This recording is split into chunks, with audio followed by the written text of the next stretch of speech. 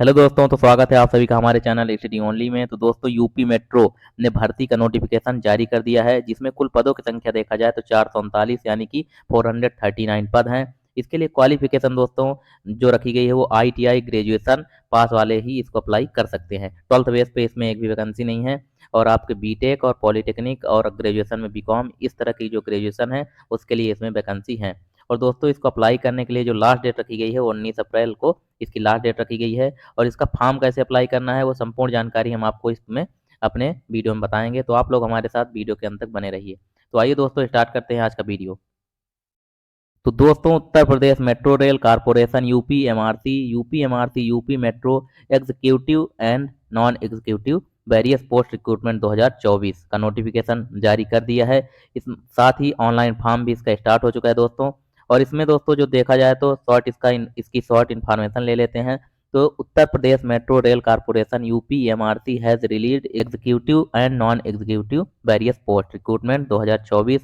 Those candidates who are interested in this Uttar Pradesh Metro Rail UPMRC various post recruitment can apply online form 20 मार्च यानी कि आज से ही इसके form start हो चुके हैं दोस्तों ऑनलाइन।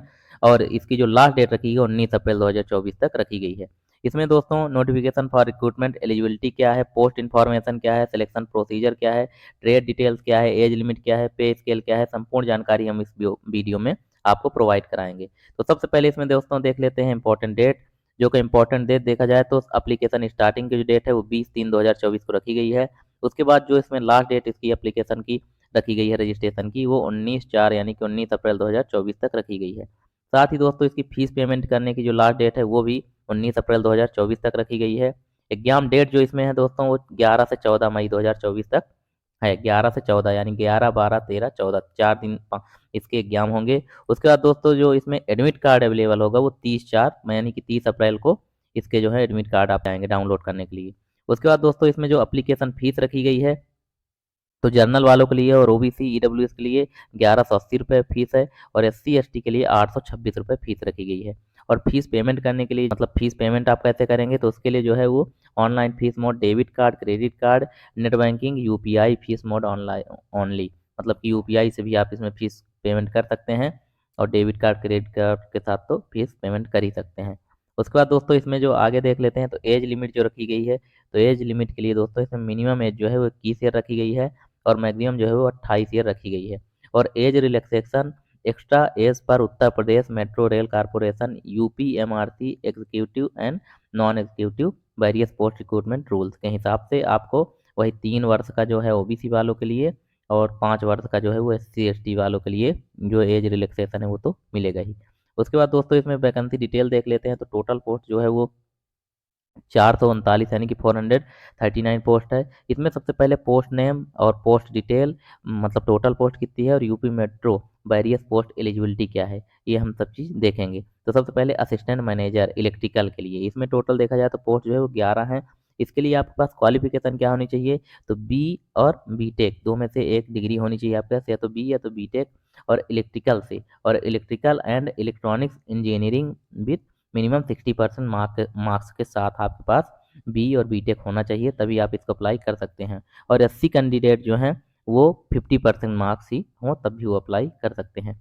उसके बाद जो इसमें अगली पोस्ट है दोस्तों वो है असिस्टेंट मैनेजर एसएनटी की। इसमें दोस्तों टोटल पोस्ट देखा जाए तो 6 पोस्ट हैं। इसके लिए आपके पास इंजीनियरिंग यानी कि बी और B tech degree in electronics and communication और इक्विवेलेंट इंजीनियरिंग विथ मिनिमम 60%। इसमें भी वही है इलेक्ट्रॉनिक्स में आपके पास इंजीनियरिंग होनी चाहिए और जो मार्क्स हैं वो 60% होने चाहिए आपके। और एससी कैटेगरी के भी इसमें भी 50% मार्क्स हों तब भी चलेगा। उसके बाद जो अगली पोस्ट इसमें रखी गई है दोस्तों वो है असिस्टेंट मैनेजर ऑपरेशंस की। तो इसमें जो टोटल पोस्ट है वो 3 पोस्ट हैं। इसके लिए आपके पास क्वालिफिकेशन है बी या B tech in electronics and communications with minimum 60% marks के साथ होना चाहिए, तभी आप इसको अप्लाई कर सकते हैं।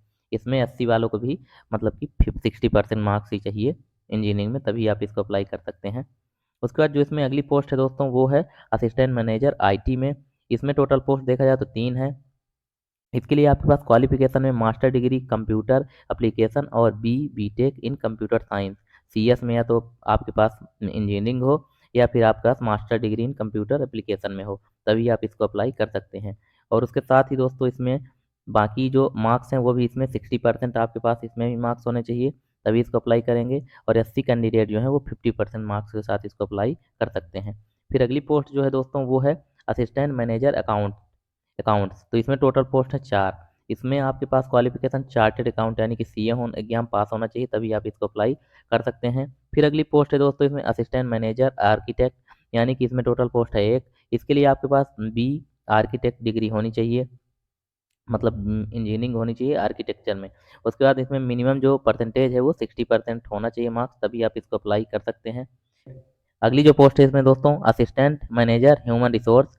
इसमें टोटल पोस्ट हैं दो पद हैं। इसके लिए आपके पास क्वालिफिकेशन में एमबीए एचआर और पीजीडीएमए एचआर विथ मिनिमम 60% मार्क्स के साथ होने चाहिए, तभी आप इसको अप्लाई कर सकते हैं।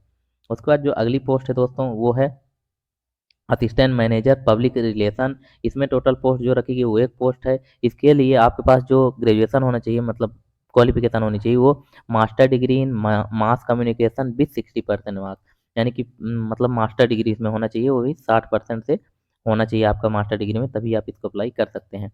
उसके बाद जो इसमें अगली पोस्ट है वो है जूनियर इलेक्ट्रिकल की। जूनियर इलेक्ट्रिकल की जो पोस्ट है वो है, टोटल पोस्ट देखा जाए पद हैं तो 88 पद हैं। इसके लिए आपके पास क्वालिफिकेशन में डिप्लोमा इन इलेक्ट्रिकल होना चाहिए या इंजीनियरिंग और इलेक्ट्रिकल एंड इलेक्ट्रॉनिक्स में इंजीनियरिंग होना चाहिए, दो में से कुछ हो आपके पास तो डाल सकते हैं। और साथ ही दोस्तों इंजीनियरिंग विथ मिनिमम, मतलब साथ में इंजीनियरिंग में 60% मार्क्स होने चाहिए आपके। और एससी एसटी कैटेगरी के जो है मार्क्स वो 50% हो तो भी वो डाल सकते हैं। उसके बाद जो अगली पोस्ट है वो है दोस्तों जूनियर इंजीनियर एसएनटी की, जिसमें कुल पोस्ट है 44 पद हैं। इसके बाद इसमें qualification engineering diploma in electronics and communication और इक्विवेलेंट विथ मिनिमम 60% मार्क्स। इसमें जो दोस्तों जूनियर इंजीनियर की पोस्ट है इसमें आपके पास जो इंजीनियरिंग डिप्लोमा होना चाहिए यानी पॉलिटेक्निक होना चाहिए, वो भी इलेक्ट्रॉनिक्स और इलेक्ट्रॉनिक्स में। उसके बाद इसमें साथ ही 60% यानी कि 60% मार्क्स भी आपके होने चाहिए। और एससी और एसटी के जो कैटेगरी के हैं उनके लिए 50% मार्क्स हों तो वो अप्लाई कर सकते हैं। उसके बाद अगली पोस्ट है दोस्तों स्टेशन कंट्रोलर की। इसमें टोटल पोस्ट देखा जाए तो 155 है। इसमें qualification engineering diploma in electrical electronics और इलेक्ट्रॉनिक्स में होना चाहिए, टेली कम्युनिकेशन भी मिनिमम 60% मार्क्स के साथ, तब आप इसको अप्लाई कर सकते हैं। और एससी एसटी वालों के लिए 50% मार्क्स हो तो भी वो अप्लाई कर सकते हैं।